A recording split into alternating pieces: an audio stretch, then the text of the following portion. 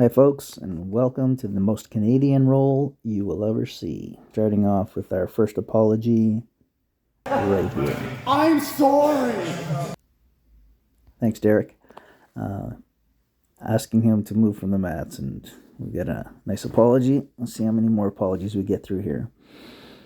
So I'm rolling with Mike, who's another blue belt, and turtle position here. He strips my grip, and it looks like he's about to spin around to my back here.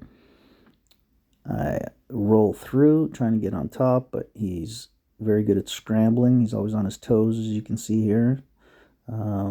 Spins around to my back, tries to get the hooks in. I defend that, and then I spin around here, trying to, again, to get like into a dogfight position, but he hops over to the other side and gets me in half guard.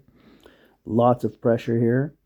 Really good cross face. You can see my hand is doing absolutely nothing but holding onto his shoulder.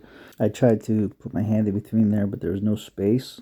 So I went up to his neck for a second there, and then I thought, okay, I got to get my arm in there. So I decided to rub my knuckles against his ribs, and then once they get under there, I rub them against the sternum. He gives me a little bit of space there. And then I completely forget why I wanted that arm in there in the first place, which was to block that crossface and pull my arm back out. That's what a really good crossface will do, is just that pressure, just so distracting here. I frame up on his hips, try to make space. And this would have been an excellent opportunity to get my knees into play and try to go for like a butterfly guard, but Mike does a really good job pummeling his legs. And now he makes his way into mount, still with that crossface. And I still have my arm on the outside here. And I bridge, make space, I frame on his hip, I push his leg back and recover half guard. And instead of turning to my left to actually recover half guard, I end up staying on my right side. And this gives Mike an opportunity here to get the meat hook in, put some pressure on my right arm, keep me pinned down. And I fight that meat hook off there, and I try to go for like a little Americana threat here, just to try to get him to react. But he maintains pressure on my right arm there, keeping me under control pretty well here. So now he has his left leg between my legs. He's bringing his right knee up high on my back. I try to bridge out here a little bit and maybe try to turn into him, but he's doing a really good job controlling me. Chest pressure here, and he falls to the other side there to take my back, gets his hook in.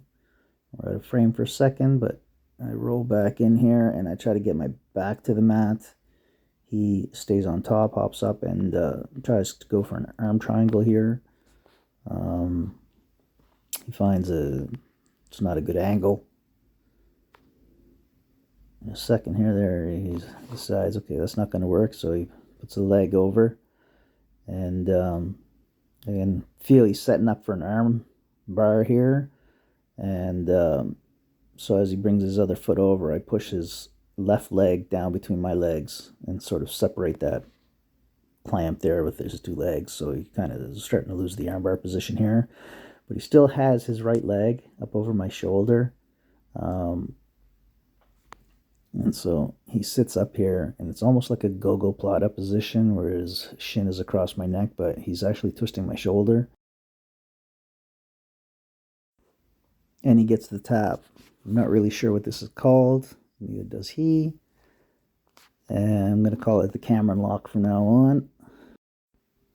And then he apologizes for submitting me. Welcome to Canada. And we begin again. So back out of here now, again, seated guard. Mike's controlling my wrists, hops into a half guard position here. I try to keep the knee shield in play. Again, trying to control posture. And quite obviously, I forget about the crossface arm, because right here comes over top. And Mike's got really good arm in guillotine lately, so I end up tapping here just from this position because he gets tight super quick. And that's pretty much the end of the roll. I hope you guys enjoyed it. Please like and subscribe. Feel free to leave a comment. Have a great day.